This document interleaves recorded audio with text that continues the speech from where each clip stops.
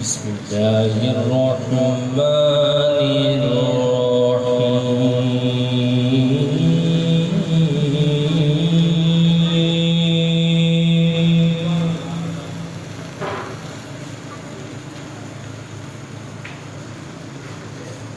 قل هو الله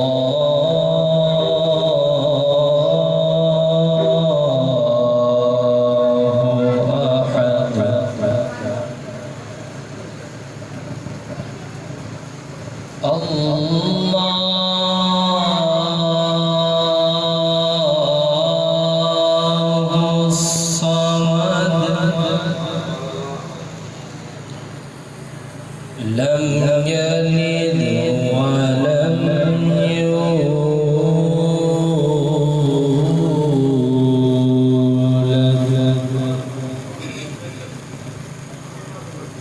ولم يكن له كفوا أحد.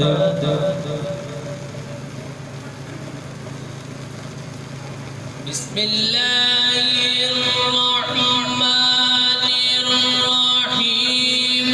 قل هو الله أحد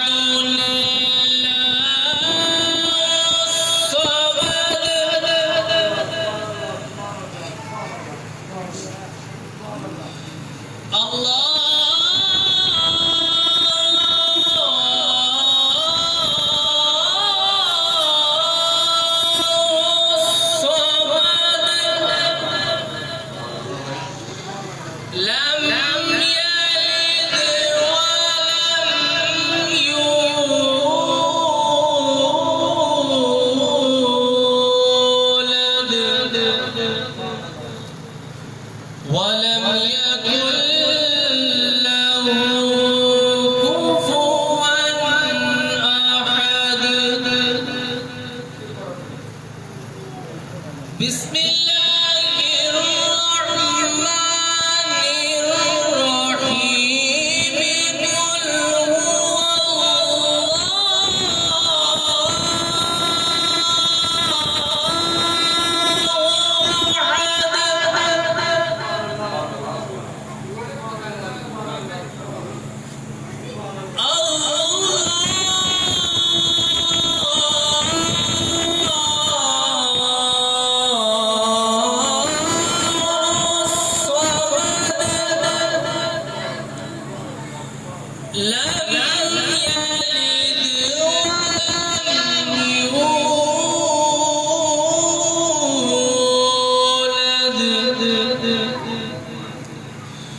ولم يكن له كفوا أحد. ولم يكن له كفوا أحد. صدق الله العظيم.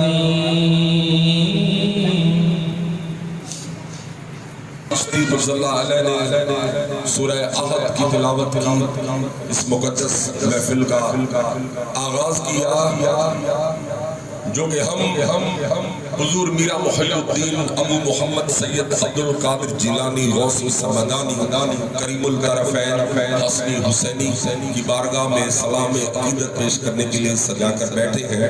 آپ اپنی والدہ ماجدہ کی نسبت سے حسینی آپ اپنے والد گرامی کی نسبت سے حسنی آپ کی والدہ کا شجرہ نسب جو ہے وہ حضرت امام حسین علیہ السلام سے ملتا ہے اور آپ کے والد گرامی کا شجرہ نسب حضرت امام حسن علیہ السلام سے ملتا ہے اور جناب غوث پاک قطب عالم کہ فرمودات ارشادات تعلیمات سارے کے سارے وحدت کی طرف اشارہ کرتے ہیں، وحدت کی طرف لے کر جاتے ہیں اور آپ اس کائنات میں وہ یکتا روزگار وہ واحد ولی ہے جنہوں نے علل اعلان فرمایا کہ روئے زمین کے تمام ولی جو ہے فقیر کا قدم ان کی گردن پر ہے۔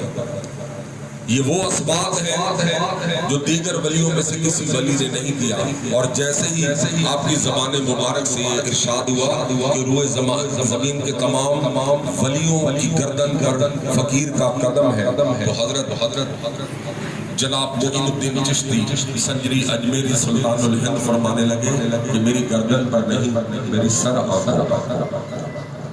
یہ غوث العظم دستگیر شہنشاہ سرکار ہمارے آقا و مولا جن کو سلام پیش کرنے کے لیے ہم نے آج یہ خوبصورت محفل سجائی ہے۔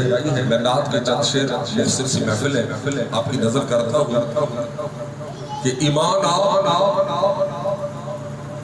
حاصل ایمان آپ ہے، ایمان حاصل ایمان آپ ہے، نازا ہوں میں کہ اب میری پہچان آپ ہے۔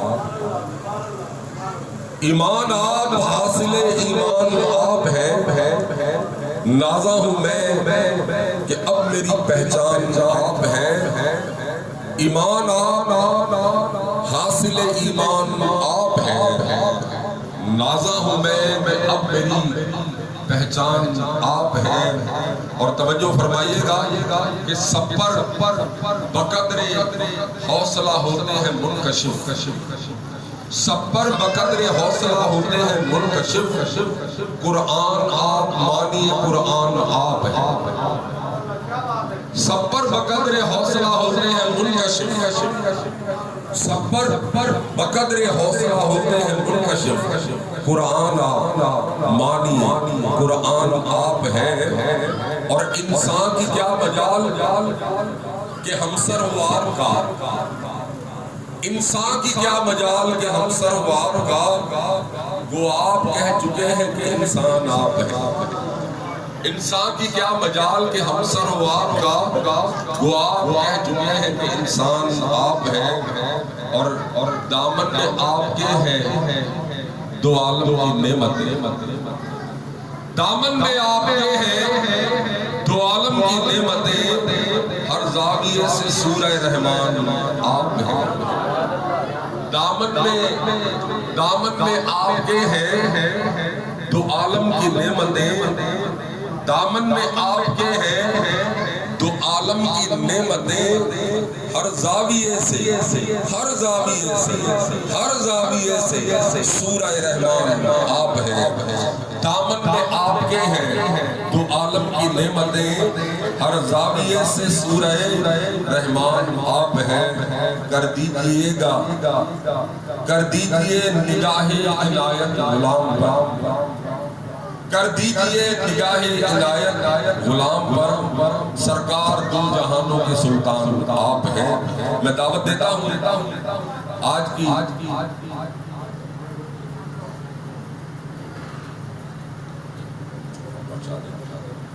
اس خوبصورت محفل میں حضور قبلہ مرشد کریم جناب پیر ساجد علی شاہ صاحب آج کی خوبصورت اور مقدس محفل کے حوالے سے چند فرمودات آپ سب کی نظر کرنا چاہیں گے، تو میں دعوت خطاب دوں گا حضور جناب پیر ساجد علی شاہ صاحب۔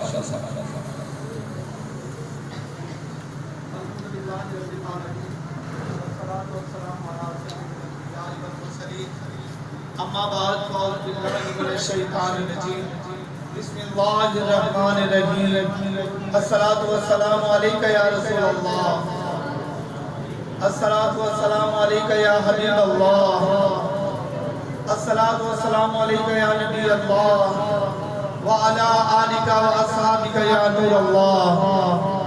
سلام اس پر کہ جس نے بے قصوں کی دستگیری کی، سلام اس پر کہ جس نے بے قصوں کی دستگیری کی، سلام اس پر کہ جس نے بادشاہی میں فقیری کی، سلام اس پر کہ جس نے خون کے پیاسوں کو کبائیں دی، سلام اس پر کہ جس نے گالیاں سن کر دعائیں دی۔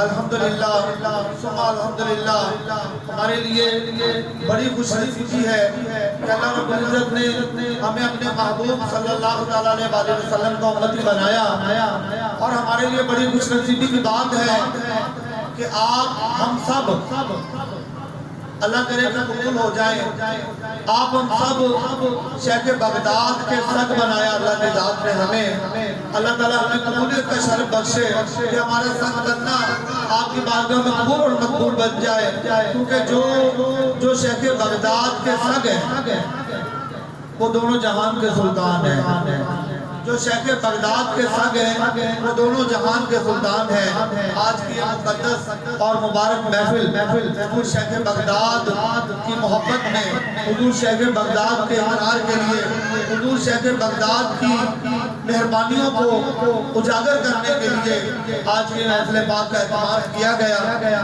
اسی محفل پاک کے توسط سے میں آپ کی شان بیان کرنا نہ تو میرا اختیار ہے، نہ ہمارے پاس ایسی زبان ہے، نہ ہمارے پاس ایسے الفاظ ہیں، لیکن تبرکن آج کی اس محفل پاک میں اپنا حصہ شامل کر رہے ہیں تاکہ اللہ تعالیٰ کی ذات اپنے رحم کرم اور فضل سے کوئی بھی چیز اس کی بارگاہ میں قبول اور مقبول ہو جاتی ہے تو ساری محفل جو ہے وہ اس کے زیر اثر ہو جاتی ہے۔ تو ہم اس نیت کے ساتھ ہی ہم کلام پاک کی تلاوت سن رہے ہیں، اس نیت کے ساتھ ہی ہم نے نعت سنی ہے، اس نیت کے ساتھ ہی ہم نے منقبت سنی ہے، اور اسی نیت کے ساتھ ہم نے حضور کی صفت و ثنا سننی ہے تاکہ اللہ تعالیٰ کی ذات جہان میں بھی ہمارے لیے خیر و برکت کے دروازے ہمیشہ کھولے رکھے، اور آنے والا جو جہان ہے وہاں پر بھی اللہ تعالیٰ کی ذات ہر قسم کی رحمتیں اور برکتیں ہمارے نصیب فرمائے۔ اللہ رب العزت کی ذات مبارکہ وہ ذات مبارکہ ہے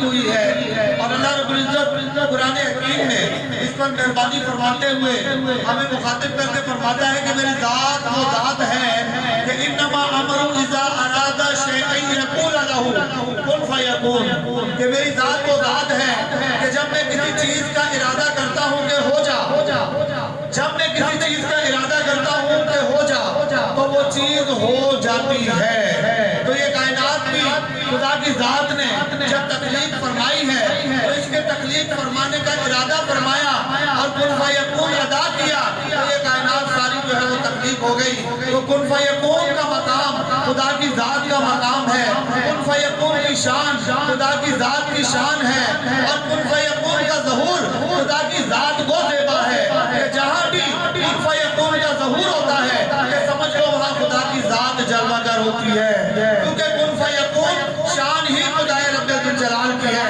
یہ نکتہ یاد رکھیے گا کہ کن فیکون شان ہی رب ذوالجلال کی ہے، اور رب ذوالجلال کی شان یہ ہے کہ جب وہ کسی چیز کا ارادہ کرتا ہے کہ ہو جا تو وہ چیز ہو جاتی ہے۔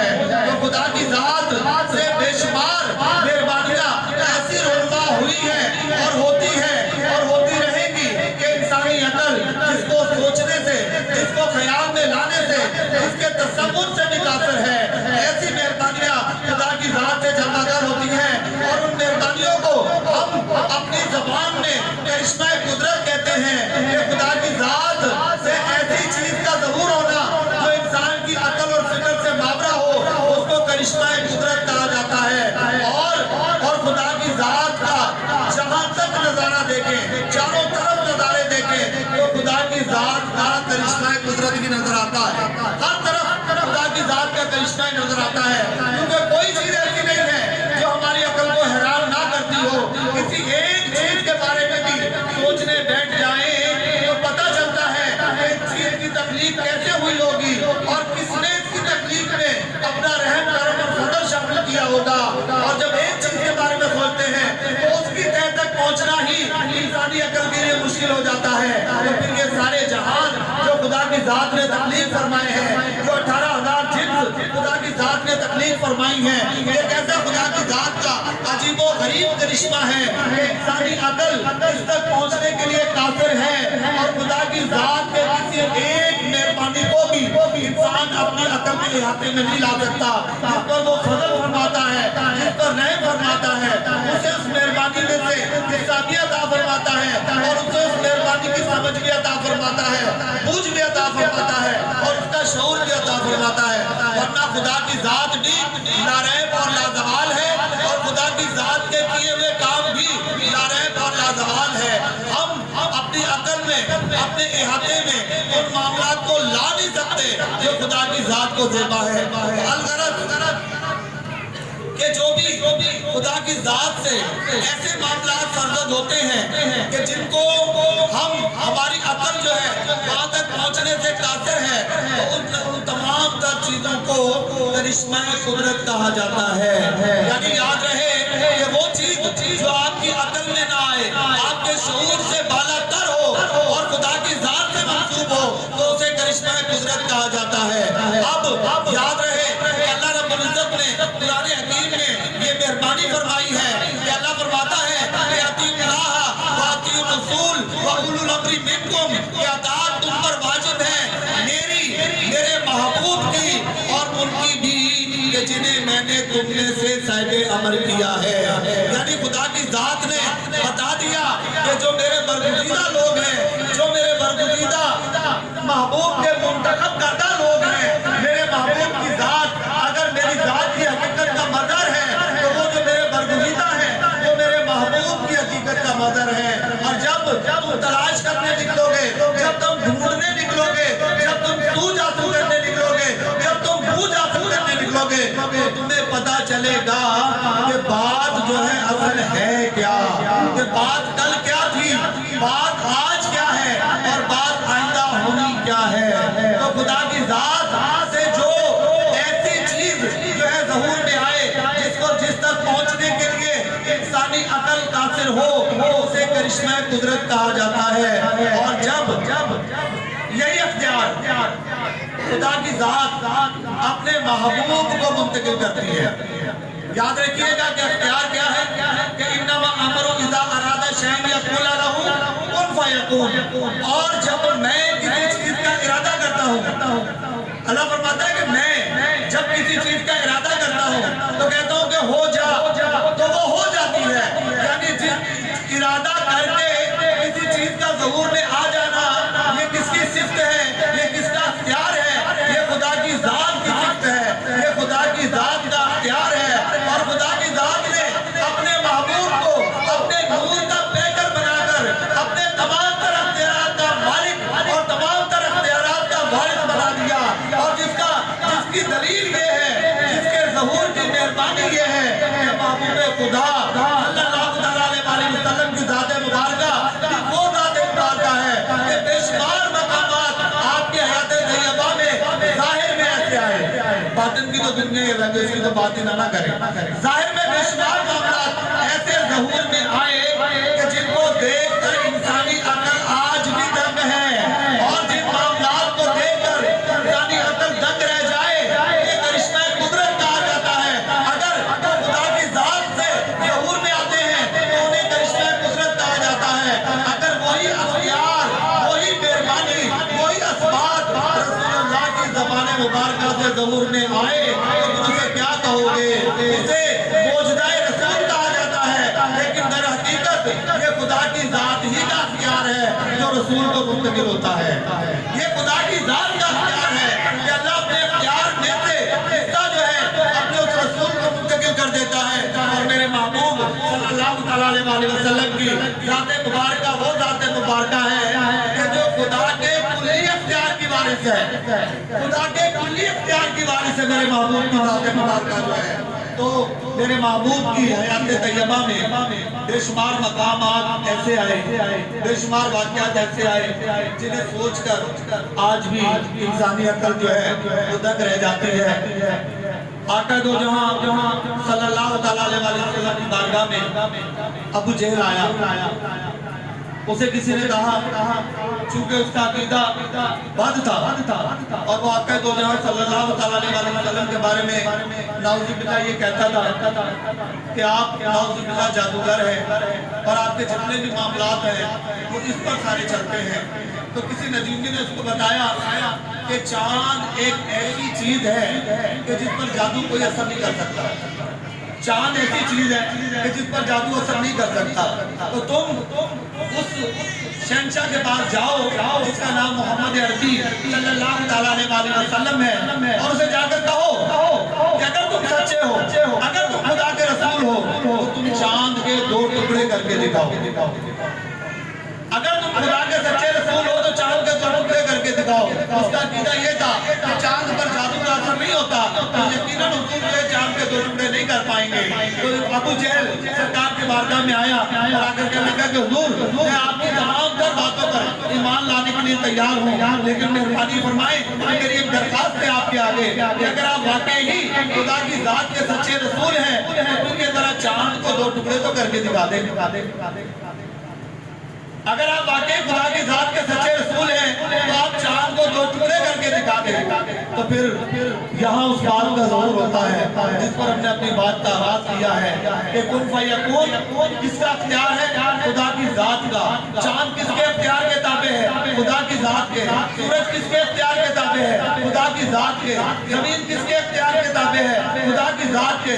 فلک کس کے اختیار میں ہے؟ خدا کی ذات کے۔ یہ چرند پرند کس کے اختیار میں ہے؟ خدا کی ذات کے۔ اور آج رسول خدا صلی اللہ علیہ وسلم ابو جہل کو اپنا حقیقی تعارف کرا رہے ہیں اور بتا رہے ہیں کہ میں بظاہر بشریت کا روح ہوں، میری حقیقت یہ ہے کہ اگر تو یہ کہتا ہے کہ میں سچا ہوں، یہ دین سچا ہے، تو چاند کے 2 ٹکڑے کر کے دکھا۔ ابو جہل صرف چاند 2 ٹکڑے نہیں ہوگا بلکہ میں تجھے آج یہ بھی بتاؤں گا کہ چاند کو 2 ٹکڑے کرنے کا اختیار جس ذات مقدس کے پاس ہے، آج اس کا ظہور دیکھ لے کہ کہاں پر ہے۔ تو پھر تاریخ گواہ ہے کہ محبوب خدا صلی اللہ علیہ وسلم نے کوئی دعا کے لیے ہاتھ نہیں اٹھائے، کوئی آپ نے یہ نہیں کہا کہ اللہ میری حرمت کا سوال ہے چاند کے 2 ٹکڑے کر دے، میری عزت کا سوال ہے چاند کے 2 ٹکڑے کر دے، بلکہ آپ نے اپنی انگشت مبارک اٹھائی اور چاند کی جانب کی، اور جو ہی آپ کی انگشت مبارک نیچے آئی تو چاند کے 2 ٹکڑے ہو گئے، اور ایک ٹکڑا مشرق کی جانب چلا گیا اور ایک ٹکڑا مغرب کی جانب چلا گیا۔ یہ وہ منظر تھا جو کھلی آنکھوں نے دیکھا ہے، اور یہ وہ منظر تھا جو ظاہر میں حضور سے معجزہ بن کر ظہور میں آیا، اور در حقیقت یہ اقرار تھا اس حقیقت کا کہ جو ذات کن فیکون ہے، جس ذات کو یہ زیبا ہے کہ وہ جس چیز کا ارادہ کرتا ہے وہ ہو جاتی ہے، وہ ذات آ کر باطن میں ہو۔ آج رسول اللہ یہی تعریف کرا رہے ہیں کہ اگر وہ ذات باطن میں ہو تو اسے اللہ کہتے ہیں، اگر وہ ذات باطن میں ہو تو اسے اللہ کہتے ہیں، اگر وہ ظہور میں آ جائے تو اسے رسول اللہ کہتے ہیں۔ آج یہی تعریف رسول اللہ نے اپنا کرایا۔ پھر دوسرے مقام پر آقا دو جہاں صلی اللہ علیہ وسلم مولا کائنات مولا علی کرم اللہ وجہ الکریم کے زانوں پر سر رکھ کر آرام فرما رہے ہیں، اور عصر کی نماز قضا ہو رہی ہے۔ مولا کائنات کی عصر کی نماز قضا ہو رہی ہے۔ آپ پریشان ہو جاتے ہیں کہ نہ تو میں خدا کے محبوب کو اٹھا سکتا ہوں کہ آپ کے آرام میں خلل پیدا ہوگا، اور نہ میں نماز چھوڑ سکتا ہوں کہ اگر نماز چھوڑتا ہوں تو میرے محبوب کی سنت رہ جائے گی، میرے محبوب کا فرض رہ جائے گا، میرے محبوب کا حکم رہ جائے گا، تو میں کیا کروں؟ نہ تو میں محبوب کو اٹھا سکتا ہوں، نہ میں نماز چھوڑ سکتا ہوں۔ اس چیز کو تصور میں لا کر آپ کی طبیعت اتنی مشوش ہو گئی کہ آپ کی آنکھوں سے بے اختیار آنسو جاری ہو گئے، اور وہ چند آنسو نبی پاک صلی اللہ تعالیٰ علیہ وسلم کے رخسار پر گرے، آپ کی آنکھ کھل گئی، اور آپ نے پوچھا کہ علی کیا بات ہے، کیوں روتے ہو؟ مہربانی عرض کیا کہ حضور میری عصر کی نماز قضا ہو گئی، میری عصر کی نماز قضا ہو گئی۔ آج آقا دو جہاں صلی اللہ تعالیٰ علیہ وسلم مولا کائنات کو اپنا تعارف کرا رہے کہ میں کون ہوں، مولا کائنات کو اپنا تعارف کرا رہے کہ میں کون ہوں۔ آپ فرمان لگے کہ علی قضا پڑھنا چاہتے ہو یا ادا پڑھنا چاہتے ہو؟ قضا پڑھنا چاہتے ہو یا ادا پڑھنا چاہتے ہو؟ عرض کی حضور قضا جو ہے وہ ادا کرنے پر قدر نہیں ہے، اگر ادا ہو جائے تو کیا ہی اچھی بات ہے۔ تو پھر تاریخ کہاں ہے کہ آپ نے دعا کے لیے ہاتھ نہیں اٹھائے، آپ نے یہ نہیں کہا کہ اللہ مہربانی فرما سورج کو واپس لوٹا، میرے علی نے نماز ادا کرنی ہے، یہ الفاظ نہیں فرمائے، بلکہ آپ نے سورج کی طرف اشارہ کیا ہے اور اشارہ کر کے سورج کو فرمایا ہے کہ واپس پلٹا، واپس پلٹا۔ آپ نے بتا دیا کہ وہ ذات جو کن فیکون کا مقام رکھتی ہے، وہ ذات جس کے اشارے سے سب کچھ جو ہے وہ تابع ہو جاتا ہے، وہ ذات جس کے حکم سے سورج جاتا ہے آتا ہے، وہ ذات جس کے حکم سے سورج طلوع ہوتا ہے، غروب ہوتا ہے، چاند نکلتا ہے، وہ ذات آج جلوہ گر ہے محمد عربی صلی اللہ علیہ وسلم کے روپ میں، اور سورج بھی ذات کا اقرار کر رہا ہے کہ بے شک وہ تیری ہی ذات ہے۔ اور آپ کا فرمان جو ہی زبان مبارک سے جاری ہوتا ہے تو سورج واپس لوٹ آتا ہے۔ آپ کی زبان مبارک سے ارشاد ہونا اور سورج کا واپس آ جانا اس بات کی دلیل ہے کہ آپ کی ذات مبارکہ وہ ذات مبارکہ ہے کہ جس میں ظہور ہوتا ہے اس ذات مبارکہ کا جو اپنی ذات میں مقام کن فیکون رکھتی ہے۔ بے شمار آپ کے حیات طیبہ میں ایسے معاملات حضور میں آئے کہ جن کو دیکھ کر انسانی عقل آج تک بھی حیران ہے، اور اگر ہم آپ کے رفقا کی بات کرنے نکلیں، آپ کے صحابہ کی بات کرنے نکلیں، امامین کی بات کرنے نکلیں، شاید گفتگو بہت طویل ہو جائے۔ ہم اپنی گفتگو کو اختصار میں لاتے ہوئے، کیونکہ جو نقطہ ہم بیان کر رہے ہیں اسی نقطے پر ہم نے گفتگو کرنی ہے، اپنے گفتگو کو اختصار میں لاتے ہوئے آج کے دن کی مناسبت سے، کیونکہ حضور شیخ بغداد کا دن ہے اور ہم سب مل کر حضور کی بارگاہ میں محبت بھری حاضری پیش کر رہے ہیں کہ اللہ ہماری حاضری قبول فرمائے، اور کوئی کمی بیشی غلطی کوتاہی کسی بھی وجہ سے ہو وہ اپنی شان بے نیازی کے مطابق، شان رحیمی کریمی کے مطابق ہماری دستگیری فرماتے ہوئے درگزری فرمائے۔ جس مقصد کے لیے ہم نے اس محفل کا اہتمام کیا ہے، اللہ اس مقصد کا جو مغز ہے اللہ وہ سب کے نصیب کرے اللہ کی ذات۔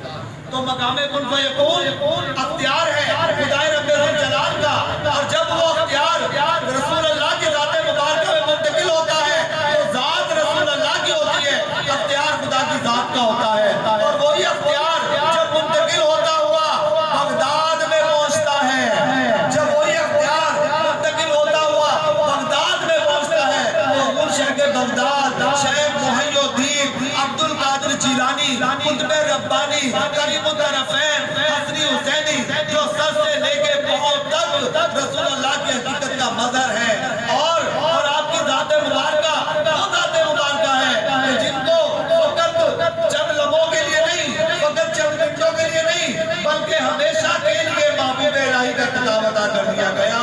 یعنی جس طرح محبوب خدا کی ذات کے لیے محبوب الہی ہے، اسی طرح شیخ بغداد کی ذات بھی اپنی ذات میں محبوب الہی ہے، اور یہ وہ لقب ہے جو باطن سے نہ صرف آپ کو عطا ہوا بلکہ اس لفظ کی جتنی بھی حقیقت ہے وہ بھی ساری کی ساری آپ کو منتقل ہوئی، اور جب منتقل ہوئی ہے وہ حقیقت تو بڑے بڑے جید شہنشاہ موجود تھے۔ جب اس حقیقت کی منتقلی کا وقت تھا تو بڑے بڑے جید شہنشاہ موجود تھے، اور ان شہنشاہوں نے یہ منظر اپنی آنکھوں سے دیکھا، اپنی آنکھوں سے دیکھا کہ آقا دو جہاں صلی اللہ علیہ وسلم ایک تخت پر جلوہ گر ہیں، اور وہ تخت ظہور میں آتا ہے، اور سارا محفل اور سارا علاقہ اس کے نور سے منور ہو جاتا ہے، ساری محفل اور سارا علاقہ اس کے نور سے منور ہو جاتا ہے، اور جو وہ ظہور وہ قریب آتا جاتا ہے، وہ تخت قریب آتا جاتا ہے، ایسے آنکھیں جو ہے وہ چنگیاں رہی ہے، اتنا نور جو ہے وہ ماحول کو منور کر رہا ہے، اور جتنے بھی حاضرین محفل موجود ہیں وہ یک زبان اقرار کر رہے ہیں کہ آقا دو جہاں صلی اللہ علیہ وسلم کی ذات مبارکہ جلوہ گر ہے، اور جب وہ تخت قریب آتا ہے تو کیا دیکھتے ہیں کہ حضور شیخ بغداد شیخ محی الدین عبد القادر جیلانی جلوہ گر ہے، اور آج وہ دن ہے کہ جس دن آپ کو جو ہے خدا کی ذات کی جانب سے یہ بشارت ملی تھی، یہ رحم ہونا تھا، کرم ہونا تھا کہ میں نے آپ کو محبوب الہی کر لیا، کہ جس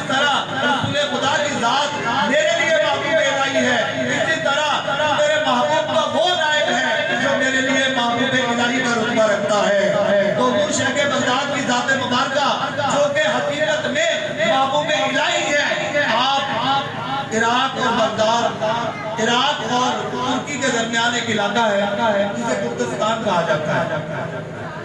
آپ دعوت تبلیغ کے لیے وہاں جاتے ہیں تو وہ ساری آبادی جو اسرائیلیوں پر مشتمل ہے، آپ وہاں جا کر لوگوں کو خدا کی وحدانیت کا پیغام سناتے ہیں، اور جب خدا کی وحدانیت کا پیغام لوگ سنتے تو مشکل ہو جاتے ہیں، غصے میں آ جاتے ہیں کہ یہ کون ہوتے ہیں ہمیں خدا کی وحدانیت سنانے والے، یہ کون ہوتے ہیں ہمیں ہمارے دین سے ہٹانے والے۔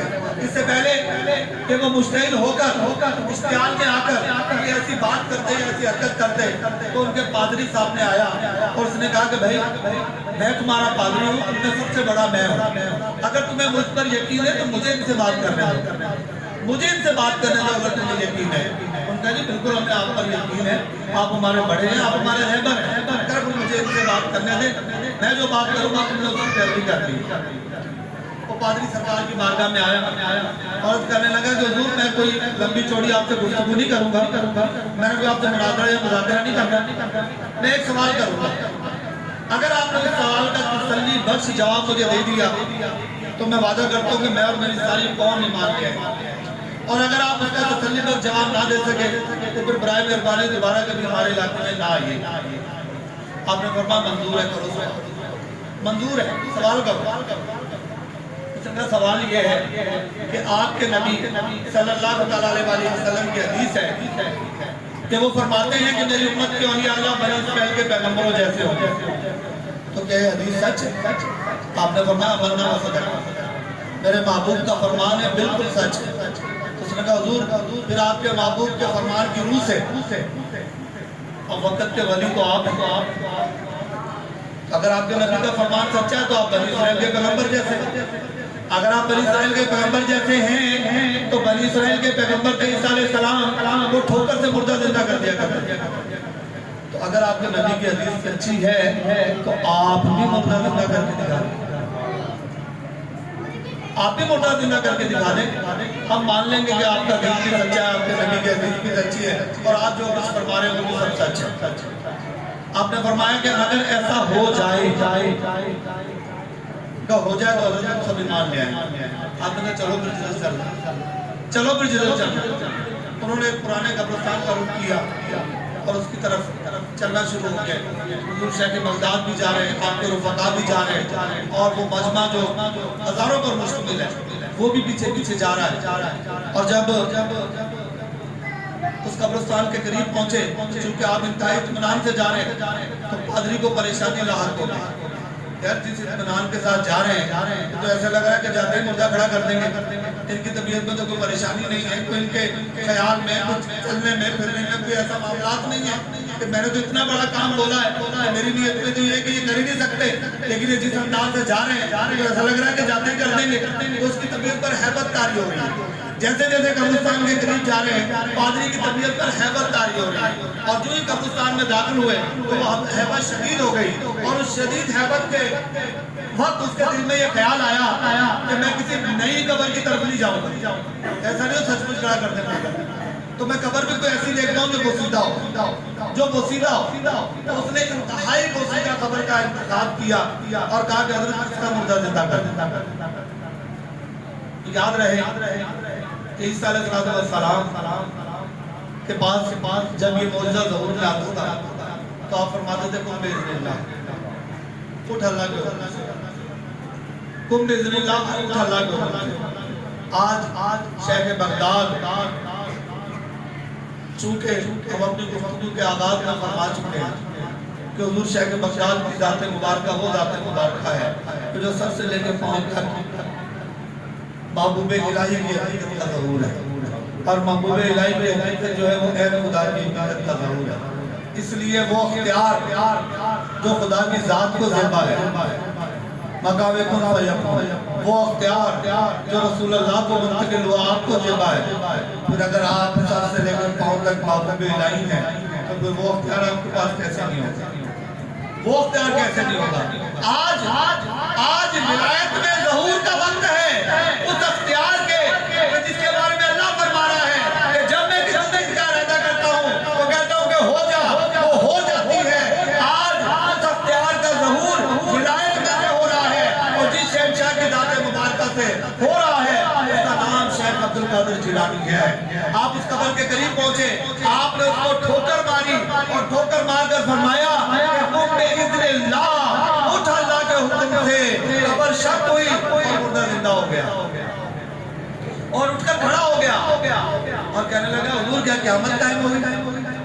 آپ فرمانے لگے نہیں، قیامت تو قائم نہیں ہوئی، دین محمدی کی تصدیق کے لیے آپ کو زندہ کیا گیا، اپنا احوال بیان کرو۔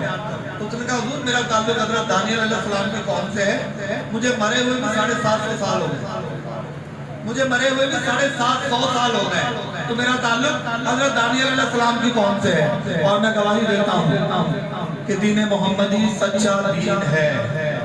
میں گواہی دیتا ہوں کہ دین محمدی سچا دین ہے، اور میں گواہی دیتا ہوں کہ شیخ بغداد وقت کے جید ولی ہیں اور محبوب خدا کے کامل درویش ہیں۔ ان کا اقرار کرو، ان کی اقرار میں ہی تمہاری فلاح ہے۔ آپ نے فرمایا جاؤ، بس تمہارا کام ہو گیا۔ وہ دوبارہ قبر میں گیا، قبر دوبارہ بند ہو گئی۔ 1,00,000 لوگ تاریخ لکھتی ہے کہ 1,00,000 لوگ اسی وقت جو ہے دائرہ اسلام میں داخل ہوئے۔ یہ ہے شیخ عبد القادر جیلانی، یہ ہے شیخ عبد القادر جیلانی۔ اور پھر بڑا مشہور واقعہ ہے جو آپ کی ذات مبارکہ سے منسوب ہے، اور یہ خالصاً اس اختیار پر گفتگو ہو رہی ہے، یاد رکھیے گا۔ جب ہم نے قرآن حکیم کی آیت تلاوت کر کے جو بات شروع کی تھی کہ انما عمل اذا اراد شیئا یقول له کن فیکون، کہ اللہ فرماتا کہ میں جب کسی چیز کا ارادہ کرتا ہوں تو کہتا ہوں کہ ہو جا، وہ ہو جاتی ہے۔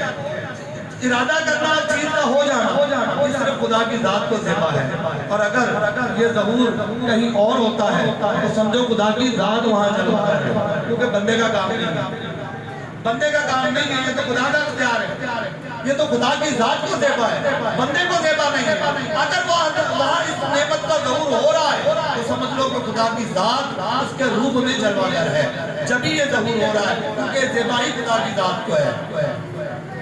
ایک عورت جو آپ کے عقیدت مندوں میں سے تھی، بے پناہ محبت کرتی تھی، بے پناہ آپ سے عشق رکھتی تھی، وہ اپنے نوجوان بیٹے کے ساتھ آپ کے مزار عالیہ میں حاضری کے لیے آئی، اور قدرت خدا کی کہ جب حاضری کر کے لوٹنے لگی تو اس کا بیٹا زمین پر گرا اور اس کی روح جو پرواز کر دی، اس کی روح پرواز کر دی۔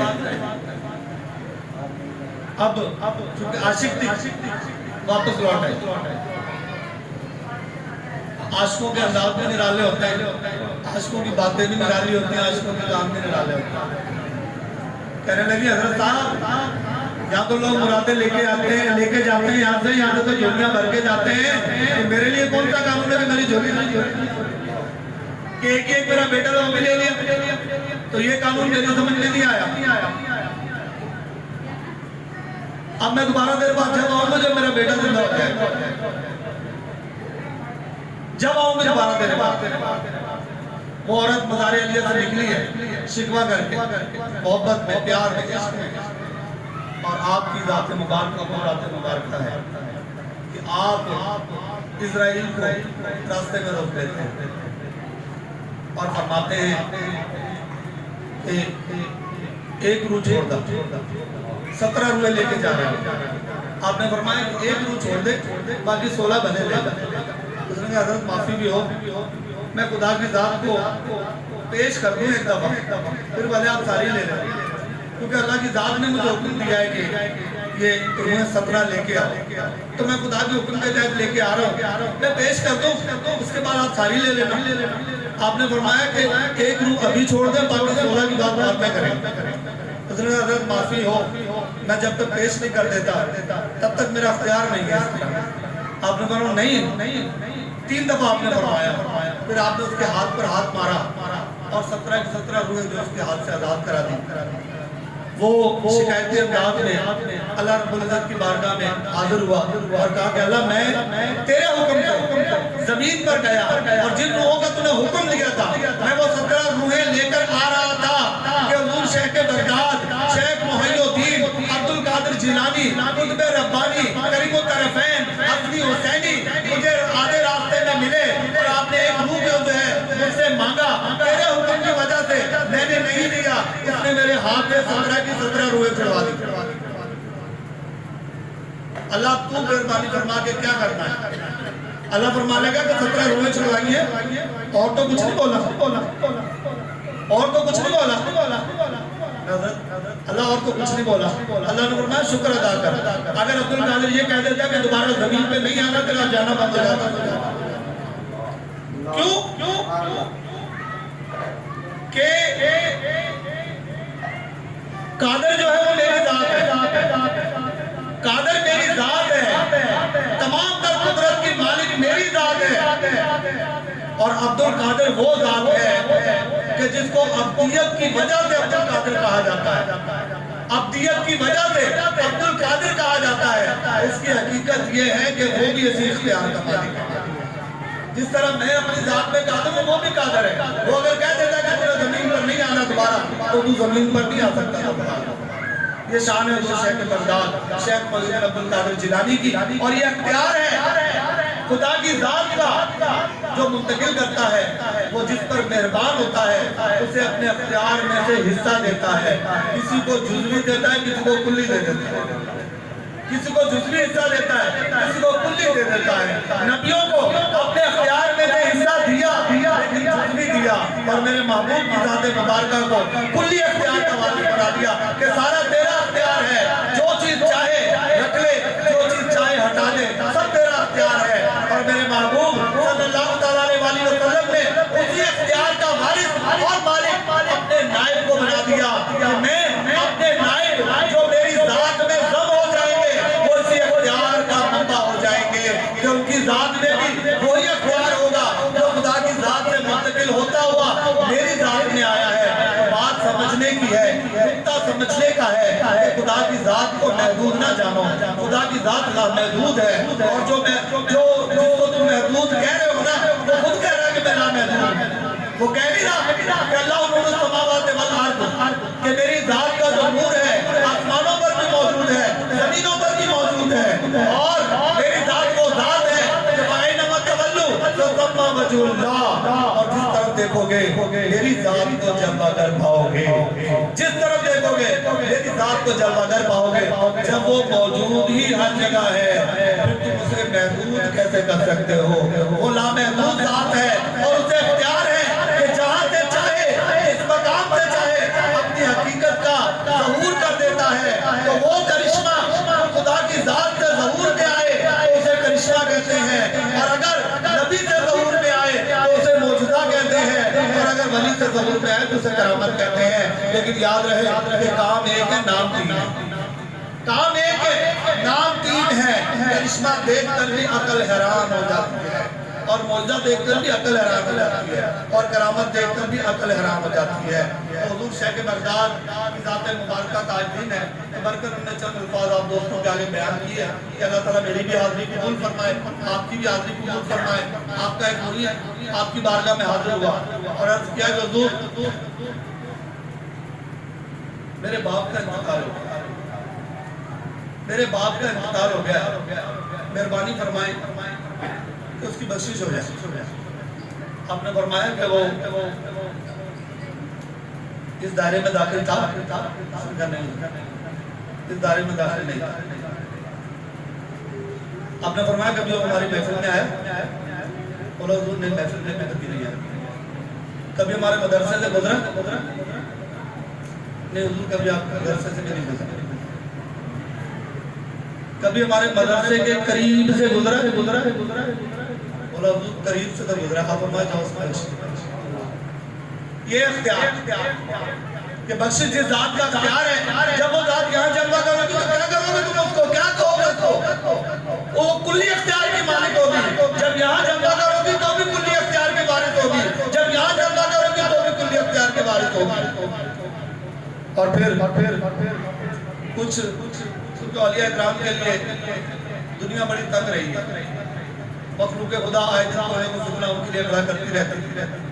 اسی طرح وقت کے علماء نے آپس میں مل کر ایک فتنہ کھڑا کیا، کوشش کی کھڑا کرنے کے، ہوا تو نہیں پڑا۔ انہوں نے کہا جی ایسا کرتے ہیں، یہ کہتے ہیں کہ اولیاء اللہ کو باطن کا علم ہے، یہ باطنی رات بھی جانتے ہیں، شیخ بغداد کی یہ شان ہے وہ شان ہے۔ ایسا کام کرتے ہیں کہ سب بھید بھول جائے گا کہ آپ کی کیا شان ہے اور کیا مرتبہ ہے۔ انہوں نے یہ پروگرام ترتیب دیا ایک شخص کو جو ہے نا مردہ بنا کر کفن پہنا کر جو ہے وہ ڈولی میں ڈال کے لے جائیں گے اور وہ ہوگا زندہ اور آپ کی بارگاہ میں لے جائیں گے اور جا کر کہیں گے کہ حضور اس کا شوق تھا کہ اس کی نماز جنازہ آپ پڑھیں. اگر آپ نے نماز جنازہ پڑھا دی تو ہمارے پاس جواب ہو جائے گا, ہم تو شروع ڈال دیں گے خامہ کا بولتے تھے باطن کا علم. اگر باطن کا علم ہوتا تو ان کو پتہ نہیں تھا زندہ ہے, تو انہوں نے زندہ کی نماز جنازہ پڑھا دی.